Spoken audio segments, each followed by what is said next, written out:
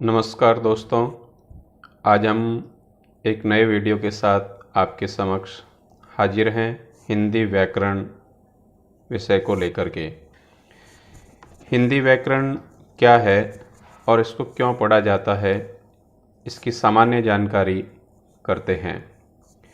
किसी भी भाषा की अशुद्धियों को अगर ठीक करना है तो उस भाषा के व्याकरण का अध्ययन करना अति आवश्यक है। यानी कि भाषा संबंधी अशुद्धियों को ठीक करना है तब व्याकरण का अध्ययन करना बहुत ज़रूरी है, क्योंकि व्याकरण को शब्दानुशासन भी कहा जाता है। शब्दों को अनुशासन में बांधने का जो कार्य किया जाता है वह व्याकरण के माध्यम से ही किया जाता है, इसलिए व्याकरण का अध्ययन बहुत ज़रूरी है। भाषा के नियमों को व्याकरण द्वारा समझा जा सकता है, यानी कि किन नियमों के तहत भाषा को शुद्ध व परिमार्जित व परिष्कृत किया जा सकता है, उसके लिए व्याकरण के नियमों को ठीक से समझना अति आवश्यक है। व्याकरण की अवहेलना से भाषा अशुद्ध हो जाती है, इसलिए भाषा पर व्याकरण का अंकुश रहना अनिवार्य है। अगर हमने व्याकरण की अवहेलना की, व्याकरण की तरफ अगर हमने ध्यान नहीं दिया तो हमारी जो भाषा है वह अशुद्ध हो जाएगी, और जैसा फिर हम बोलेंगे वैसा ही लिखेंगे तो लिखावट भी हमारी अशुद्ध हो जाएगी। इसलिए भाषा पर व्याकरण का नियंत्रण बहुत ज़रूरी है। व्याकरण भाषा को शुद्ध, परिष्कृत व परिमार्जित करती है। हिंदी व्याकरण के घटकों या अंगों से भाषा को आसानी से समझा जा सकता है। हिंदी व्याकरण का जब भी हम अध्ययन करते हैं तो उसमें विभिन्न घटकों का अध्ययन किया जाता है, जैसे वर्ण विचार। इसके अंतर्गत ध्वनियाँ, स्वर व व्यंजनों का अध्ययन किया जाता है। शब्द विचार में पर्यायवाची शब्द, विलोम शब्द, युग्म शब्द, अनेकार्थक शब्द, वाक्यांश के लिए एक शब्द का अध्ययन किया जाता है। शब्द रचना, संधि, समास, उपसर्ग व प्रत्यय का अध्ययन किया जाता है। रूप विचार, विकारी शब्द और अविकारी शब्द, ये दो प्रकार के होते हैं। विकारी शब्द वे शब्द कहलाते हैं जिन पर लिंग, वचन, काल, कारक के अनुसार कोई परिवर्तन हो जाता है, विकार उत्पन्न हो जाता है, उनको हम विकारी शब्द कहते हैं। वे हैं संज्ञा, क्रिया, सर्वनाम और विशेषण। अविकारी का मतलब जिसमें कोई परिवर्तन नहीं होता है, किसी का कोई असर उस पर दिखाई नहीं देता है, यानी कि लिंग, वचन, काल और कारक के कारण उसमें कोई बदलाव नहीं आता है। वे हैं क्रिया विशेषण, समुच्चय बोधक, विस्मयाधि बोधक व संबंध बोधक। और अंत में आता है वाक्य रचना। तो आज हम वाक्य रचना पढ़ेंगे, जो कक्षा 6 से लेकर के ऊपर की सभी कक्षाओं के लिए व प्रतियोगी परीक्षा देने वाले सभी विद्यार्थियों के लिए बहुत महत्वपूर्ण विषय है। तो आइए हम पढ़ते हैं वाक्य विचार। भाषा की सबसे छोटी इकाई होती है वर्ण, और वर्णों के सार्थक समूह से शब्द निर्मित होते हैं। यानी कि भाषा की जो प्रथम और सबसे छोटी इकाई मानी जाती है वो होती है वर्ण, और वर्ण के फिर टुकड़े नहीं किए जा सकते, और टुकड़े करते हैं तो उसका कोई सार्थक अर्थ या सार्थकता उसमें नहीं रहती है, वे नष्ट हो जाते हैं। और वर्णों के सार्थक समूह से शब्द निर्मित होते हैं। वर्णों का भी एक सार्थक समूह होगा तभी एक सार्थक शब्द बनेगा, और उन्हीं शब्दों से हम आगे की सारी क्रियाएं पूर्ण करते हैं। शब्दों के सार्थक समूह से वाक्य बनता है। अगर शब्दों का समूह सार्थक नहीं होगा तो वाक्य भी सार्थक नहीं बन पाएगा। इसलिए शब्दों का जो समूह है वो सार्थक होना चाहिए, और उसी सार्थक समूह से वाक्य का निर्माण होता है।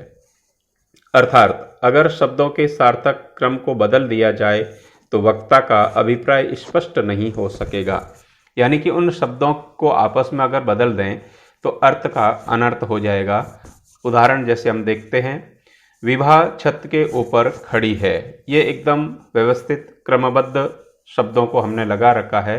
जो सार्थक शब्द है उनको एक व्यवस्थित निर्धारित दूरी से और एक क्रम में हमने उसको बैठाया तो एक सार्थक अर्थ इसका निकलता है। अब हम इसको क्रम बदल करके देखते हैं। क्रम बदलने पर क्या होता है, छत है विभा के ऊपर खड़ी, यानी कि पहले वाक्य को जो हम पढ़ते हैं तो उससे ज्ञात होता है कि विभा जो है वो छत के ऊपर खड़ी है। लेकिन शब्दों का क्रम बदलने पर ज्ञात होता है छत है विभा के ऊपर खड़ी, यानी कि विभा जो है वो नीचे है, छत उसके ऊपर खड़ी है, तो अर्थ का अनर्थ हो जाएगा जो संभव नहीं है। इस प्रकार शब्दों के सार्थक समूह को वाक्य कहते हैं, यानी कि शब्दों का जो सार्थक समूह होगा, जो कोई न कोई अर्थ स्पष्ट करेगा, उसको हम वाक्य कहते हैं। वक्ता के अर्थ को पूर्ण रूप से स्पष्ट करने वाले शब्द समूह को वाक्य कहते हैं। अर्थ के संप्रेषण की दृष्टि से भाषा की पूर्ण इकाई वाक्य है, यानी कि हम जिस बात को कहना चाहते हैं और सामने वाला अपनी बात को ठीक से समझ सके, उसके लिए कोई न कोई वाक्य हम बना करके उसके समक्ष प्रस्तुत करते हैं। संरचना की दृष्टि से पदों का सार्थक समूह ही वाक्य है, यानी कि जो शब्द जब किसी वाक्य में पिरो दिए जाते हैं, वाक्य में जब उनका उपयोग कर दिया जाता है, तो उन्हीं शब्दों को हम पद कहते हैं, और उन पदों का जब सार्थक समूह होता है तो वह एक वाक्य बनता है। वाक्य की परिभाषा, अगर इसको परिभाषित करना पड़े, कुछ निर्धारित शब्दों में अगर इसको बांधना पड़े, तो परिभाषा को हम इस प्रकार देख सकते हैं। सार्थक शब्दों का व्यवस्थित समूह जिससे अपेक्षित अर्थ प्रकट हो, वाक्य कहलाता है। यानी कि शब्दों का सार्थक समूह होना चाहिए, व्यवस्थित समूह होना चाहिए, और उससे कोई न कोई अर्थ स्पष्ट हो, उसको हम वाक्य कहते हैं। दूसरी परिभाषा देखते हैं। किसी भाव या विचार को पूर्णतः व्यक्त करने वाली भाषा की लघुतम इकाई वाक्य है, यानी कि वाक्य के माध्यम से ही किसी वक्ता के भावों को, विचारों को पूर्णतः व्यक्त किया जाता है, उसको वाक्य कहा जाता है। अब इन वाक्यों को और अधिक शुद्धता के साथ अध्ययन करना है, तो उनके कुछ आवश्यक तत्व होते हैं, उन तत्वों का भी अध्ययन करना बहुत जरूरी है। तो वाक्य के कुल 6 तत्व माने गए हैं। सार्थकता, योग्यता, आकांक्षा, निकटता, पदक्रम, अन्वय।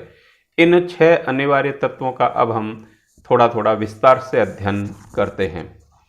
सार्थकता, वाक्य स्वयं सार्थक हो, यानी कि जब तक वह सार्थक नहीं होगा तो वह अपने अर्थ को स्पष्ट नहीं कर पाएगा, इसलिए वाक्य का सार्थक होना बहुत जरूरी है। इसके लिए उसका गठन भी सार्थक शब्दों में होना चाहिए। यदि परिस्थितिवश कहीं निरर्थक शब्द आ भी गया है तो वाक्य में उनका प्रयोग अर्थपूर्ण होना चाहिए। यानी कि कभी कभी हमें वाक्य को ठीक करने के लिए कुछ निरर्थक शब्दों का भी प्रयोग करना पड़ता है, जो अमूमन नहीं किया जा सकता, लेकिन उस वाक्य को ठीक करने के लिए, वाक्य को समझाने के लिए कुछ निरर्थक शब्द उनके साथ जोड़ दिए जाएंगे, तो वाक्य जो है वो अर्थपूर्ण हो जाएगा, ठीक हो जाएगा। जैसे उदाहरण देखते हैं।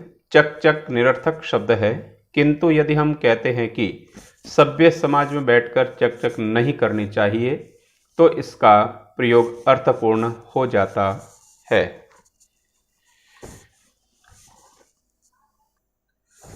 योग्यता, योग्यता का अर्थ है शक्ति या सामर्थ्य, यानी कि जो वाक्य है उस वाक्य के खुद के अंतर्गत अपने अर्थ को स्पष्ट करने की शक्ति होनी चाहिए, उसमें सामर्थ्य होना चाहिए। यदि कोई वाक्य बनाए, किसान आग से खेत को सींचता है, तो वाक्य नितांत अशुद्ध होगा, क्योंकि खेत को सींचने के लिए आग की आवश्यकता नहीं होती है, उसके लिए पानी की आवश्यकता होती है। आग जलाने का कार्य करता है। आग में जलाने की योग्यता है, सींचने की नहीं, इसलिए वाक्य रचना करते समय कर्ता की योग्यता के अनुसार क्रिया का विन्यास करना चाहिए। आकांक्षा यानी कि पूर्णता। आकांक्षा का अर्थ है इच्छा। वाक्य अपने आप में पूरा होना चाहिए, उसमें किसी ऐसे शब्द की कमी नहीं होनी चाहिए जिसके कारण अर्थ की अभिव्यक्ति में अधूरापन लगे। यानी कि किसी भी वाक्य को अगर जब तक हम पूर्ण नहीं करेंगे, तब तक उसका अर्थ जो हम बताना चाहेंगे वह स्पष्ट नहीं हो पाएगा, इसलिए वाक्य का पूरा होना बहुत जरूरी है। जैसे उदाहरण तौर पर देखते हैं, अशोक करता है, तो प्रश्न पैदा होता है क्या करता है। दूसरा उदाहरण है पढ़ता है, तो फिर प्रश्न पैदा होता है कौन पढ़ता है। अब इन वाक्यों में अधूरापन है, क्योंकि कुछ न कुछ शब्द इसमें कम है, इसलिए ये प्रश्न खड़े हो गए कि क्या करता है और कौन पढ़ता है। तो अब देखते हैं ये सब जब इनको पूरा किया जाए तो क्या होगा। अशोक विद्यालय से मिला गृह कार्य करता है, यानी कि उनमें जो शब्द कम थे उन शब्दों को जब इसमें सम्मिलित कर दिया तो वाक्य पूर्ण हो गया और अर्थपूर्ण भी हो गया और सार्थक भी हो गया। इसलिए वाक्य में शब्दों का पूरा होना बहुत जरूरी है। बालक पढ़ता है, यानी कि कौन पढ़ता है, ऊपर प्रश्न पैदा हुआ था, तब वापस इसको व्यवस्थित किया, इसको पूरा किया तो पता चला कि बालक पढ़ता है, इसलिए वाक्य का पूरा होना बहुत जरूरी है। निकटता या अविच्छिन्नता यानी कि समीपता, यानी कि जो शब्द वाक्य में लिखे जाते हैं एक निर्धारित दूरी पर होने चाहिए। बहुत ज़्यादा दूर दूर अगर लिख देंगे तो वाक्य नहीं बनेगा, उसमें फिर वो केवल और केवल शब्द ही हमें प्रदर्शित होते दिखाई देंगे। किसी वाक्य को लिखते अथवा बोलते समय उसके पदों में समीपता अथवा अविच्छिन्नता होना आवश्यक है। अटक अटक कर बोलना अथवा असंगत शब्दों के मेल से वाक्य बनाना, दोनों ही वाक्यों को उसकी श्रेणी से गिराते हैं। जैसे श्याम पुस्तक पढ़ता है, श्याम पुस्तक पढ़ता है में क्रिया पढ़ता कर्म पुस्तक के समीप है, यानी कि क्रिया और कर्ता और कर्म का आपस में मेल जोल होना बहुत जरूरी है, निकटता बहुत जरूरी है। अतः वाक्य में समीपता है। यदि इस वाक्य को श्याम पढ़ता है पुस्तक लिखा जाए तो समीपता विच्छिन्न हो जाती है और वाक्य का प्रवाह समाप्त हो जाता है। अगला बिंदु है पदक्रम, यानी कि उन शब्दों का एक निर्धारित क्रम में व्यवस्थित होना बहुत जरूरी है। व्याकरण में वाक्य में व्याकरण के अनुसार पदों का क्रमबद्ध होना नितांत आवश्यक है। पदों के उचित क्रम में न होने पर उससे स्पष्टता नहीं होती है। जाता छात्र विद्यालय है, यह जो वाक्य है इसमें पदों का क्रम व्यवस्थित नहीं है, इसलिए स्पष्ट नहीं कर पाते हैं कि क्या कहना चाहता है। दूसरे उदाहरण के अंतर्गत उसी वाक्य के जो शब्द हैं उन्हीं शब्दों को हमने व्यवस्थित किया है, एक निर्धारित क्रम में बिठाया है, तब स्पष्ट अर्थ निकल करके आया, छात्र विद्यालय जाता है। ऊपर के दोनों वाक्यों में सभी शब्द समान हैं, किंतु प्रथम वाक्य में पद क्रम नहीं है, यानी कि उन शब्दों का क्रम जो है वो ठीक नहीं है, जबकि दूसरा वाक्य पद क्रमानुकूल है, इसीलिए दूसरे वाक्य का अर्थ स्पष्ट है और पहले का नहीं। अंतिम तत्व है अन्वय, मेल या समन्वय, यानी कि वचन, काल और कारक आदि का क्रिया के साथ समन्वय होना आवश्यक है। यानी कि क्रिया अगर स्त्रीलिंग की है तो काल वगैरह भी उसी के अनुरूप प्रयुक्त होना चाहिए, वचन भी उसी के अनुरूप होना चाहिए। समन्वय के अभाव में वाक्य निरर्थक अथवा भ्रमपूर्ण हो जाता है। बालक और बालिकाएं गई, कर्ता क्रिया अन्वय ठीक नहीं है, अतः शुद्ध वाक्य होगा बालक और बालिकाएं गए। तो इस प्रकार से इन 6 तत्वों का अध्ययन वाक्य रचना के अंतर्गत किया जाता है। इसके साथ ही वाक्य के अंग भी होते हैं, और वाक्य के अंग जो है हिंदी व्याकरण के अंतर्गत 2 अंग कहे गए हैं। एक को हम उद्देश्य बोलते हैं और दूसरे को विधेय। उद्देश्य वाक्य में जिसके संबंध में कुछ कहा जाता है उसे उद्देश्य कहते हैं। वाक्य में कर्ता ही उद्देश्य होता है, यानी कि जो कर्ता होता है वही उस वाक्य का उद्देश्य होता है, और उसी के संबंध में फिर हम आगे जो भी बात करते हैं वह सब उद्देश्य के अंतर्गत आती है। जैसे अनुराग खेलता है, सचिन दौड़ता है। इन वाक्यों में अनुराग और सचिन के विषय में बताया गया है, अतः ये उद्देश्य है।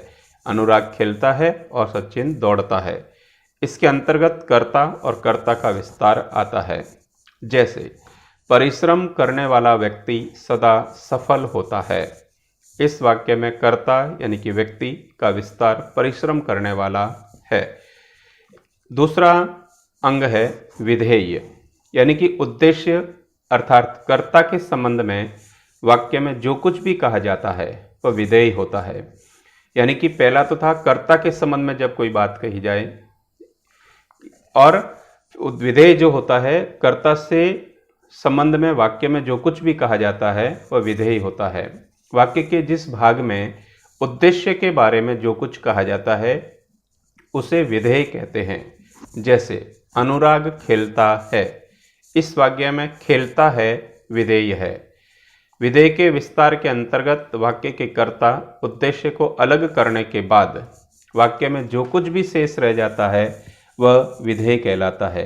यानी कि किसी भी वाक्य के अंतर्गत जो कर्ता होता है उस कर्ता को अगर हम अलग कर दें और शेष जो भी शब्द उस वाक्य में उपस्थित होते हैं वे सभी विधेय कहलाते हैं। जैसे लंबे लंबे बालों वाली लड़की अभी अभी एक बच्चे के साथ दौड़ते हुए उधर गई। इस वाक्य में अभी अभी एक बच्चे के साथ दौड़ते हुए उधर गई विधेय का विस्तार है तथा लंबे लंबे बालों वाली लड़की उद्देश्य का विस्तार है। इस प्रकार से यह वाक्य रचना के 6 तत्व और 2 अंगों का आज हमने अध्ययन किया। अगला जो है हम वीडियो जब लेकर के आएंगे तब उसमें वाक्य के कितने प्रकार के होते हैं उनका हम विस्तार से अध्ययन करेंगे। तब तक जय हिंद, जय भारत।